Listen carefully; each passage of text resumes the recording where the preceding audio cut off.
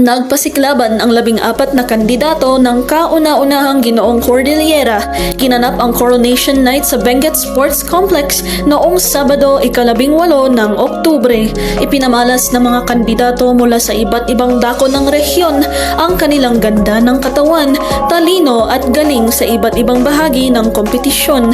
Kabilang narito ang Creative Costume Competition, Swimwear Presentation, Formal Wear Competition, Top 10 Finalists Advocacy Pitch at Question and Answer portion ng Top 5 Finalists. Nagwagi sa nasabing pageant si Miguel Jaren Basilen ng Campo Filipino, Baguio City na nakatanggap ng corona, sash at 50,000 pisong papremyo. Nasungkit din ni Basilen ang ilan sa mga special at minor awards ng kompetisyon, kagaya na lamang ng Best in Swimwear, Best in Creative Costume at Best in Formal Wear. Pagkatapos ng kompetisyon, hindi pa rin nagre-rehistro kay Basilen ang kanyang pagkakampyon, ngunit nagparating ng pasasalamat sa kanyang mga taga-suporta.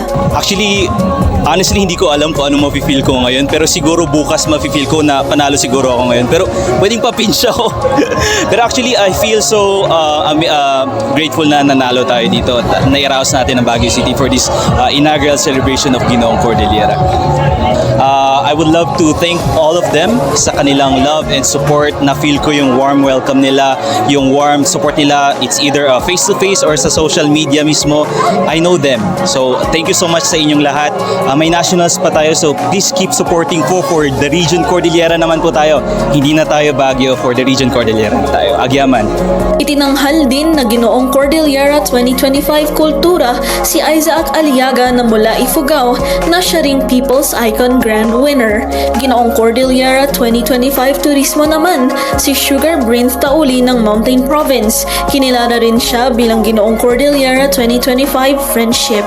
Si Yeshua Alexis Agoot ng Tabuk City ang kinilalang Ginoong Cordillera 2025 First Runner-Up, habang nakamit ni R.L. Basan ng Apayao ang Second Runner-Up. Karagdagan, pinarangalan din si Basan bilang Second Runner-Up sa People's Icon, samantalang First Runner-Up naman sa nasabing kategorya si Ryzen Hermoso ng Baguio City. Ibinahagi ng ilan sa mga kandidato ang kanilang mga naging karanasan sa buong saklaw ng kauna-unahang edisyon ng Ginoong Cordillera.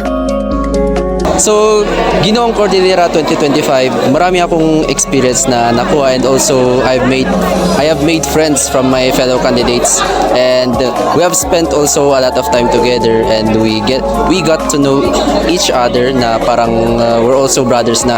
So, in the meantime, may mga plano kami in the future, kaming magkakasama. So I hope lahat kami, our brotherhood will not be broken, and magkita pa kami in the future. So far, it was great. It was great meeting my co-candidates, making new friends, and the experience so far is good, as I said. Lahat naman kami nag-enjoy, and that's all. I learned to clap for others when it's not my time. Kasi sabi ko nga, it's not your time. Maybe not today, but maybe not tomorrow, but after 10 years, after a year, you'll going to get what you deserve, what your heart wanted. So I think we're just going to let go of the yung mga, for example, dito sa pageant, pag hindi ka nanalo, let go mo lang yun. Make it as a lesson. In that way, you're going to grow. And in that growth, one day, you're going to achieve whatever you wanted to achieve. At syempre naman, kuan yung isa din na gustong-gusto ko sa pageant is yung showcase, yung pinag-showcase natin on how we speak. And also, we really wanted to inspire na sana lahat ng mga kabataan is sumasali sa mga pageant na ito, kasi it's really empowering yung pageantry. Ang Ginoong Cordillera ay nagsisilbing plataporma ng mga pageant titleists at aspirants na mapalawak at mapaigting ang kanilang mga advokasya at impluensya. Sa pamamagitan ng mga pageants kagaya ng Ginoong Cordillera, patuloy na naipapamalas ang kagandahan ng rehiyon, pati ang husay at galing ng mga taga rito.